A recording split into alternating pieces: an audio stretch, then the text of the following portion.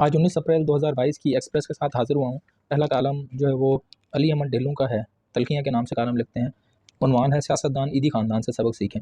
सियासत जो है वो इंसानियत की खिदमत करने का बहुत बड़ा ज़रिया है, लेकिन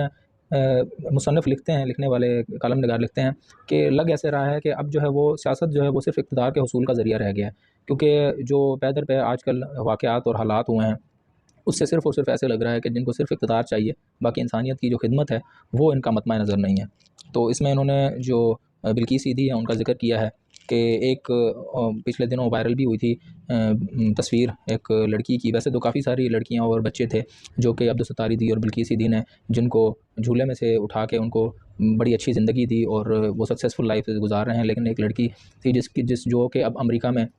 काम कर रही है और वो जो है वो बिल्किस सीधी को मिली थी और उन्होंने उसका नाम अपनी माँ के नाम पर राबिया बानो रखा था। तो उसकी कहानी उन्होंने लिखी है और उसके अलावा ये लिखा है कि बिल्किस सीधी को कितने अवार्ड मिले और अब्दुल ईदी को और लुत्फ़ाओं ने कितना काम किया पाकिस्तान के लिए। तो ये सारा ज़िक्र है इसमें। अगला कालम जावेद चौधरी का है, ज़ीरो पॉइंट के नाम से ये कालम लिखते हैं। तोशा खाना की इन्होंने तारीख़ बताई है कि तोशा खाना जो है वो कब से शुरू हुआ और जो अमेरिका की जो तारीख़ है उसमें तकरीबन 17वीं 18वीं सदी से अमेरिका में जमहूरियत है और वहाँ पर जिसको भी कोई भी गैर मुल्की सरबराह सदर को या किसी भी स्टेट के बंदे को तोहफ़ा देता है तो वो प्रेसिडेंट हाउस में रखा जाता है। लेकिन हमारे पास जो है वो तारीख़ पहले हमारे पास भी इसी तरह होता था, लेकिन भुट्टो साहब के बाद ये इस तरह नहीं हुआ और जो स्टेट का जो सरबराह होता था वज़ीर आज़म वगैरह उसके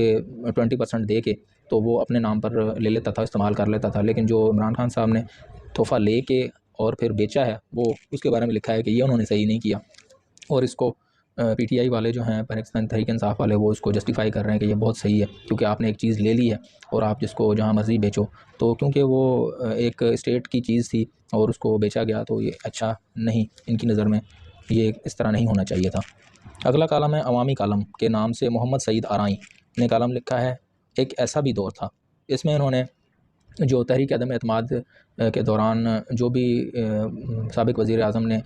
चीज़ें की और कोशिश की कि किसी तरह वोटिंग ना हो और 17 घंटे तक इजलास जारी रहा और बड़ी कोशिश की कि आइन के ख़िलाफ़ और अदालतों के ख़िलाफ़ सारा काम करते हुए सिर्फ़ इक़्तिदार को बचाने के लिए उन्होंने बहुत सारी चीज़ें की और वो वज़ीर आला जिसको उन्होंने 3.5 साल अपने पंजाब पर जो कि पाकिस्तान का बहुत बड़ा सूबा और 55% लोग पंजाब में रहते हैं उनके ऊपर मुसल्लत रखा, उसकी भी उन्होंने कुर्बानी की और लेकिन हर कुर्बानी उन्होंने की इक़्तिदार को बचाने के लिए, लेकिन फिर भी वो नहीं बच पाया।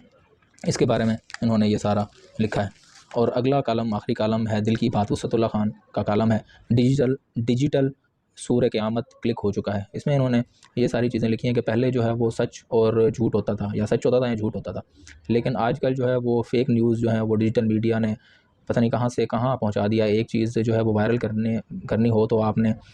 चंद ग्रुप्स में या कुछ चीज़ों में आपने वो छोड़ देते हैं और फिर जो है वो पता ही नहीं होता कि ये चीज़ आया कि सच्ची भी है या झूठी है, वो सारे लोग उस पर यकीन करना शुरू कर देते हैं। तो इसके बारे में उन्होंने अपना दौर लिखा है कि हमारे दौर में किस तरह होता था, चीज़ें हम किस तरह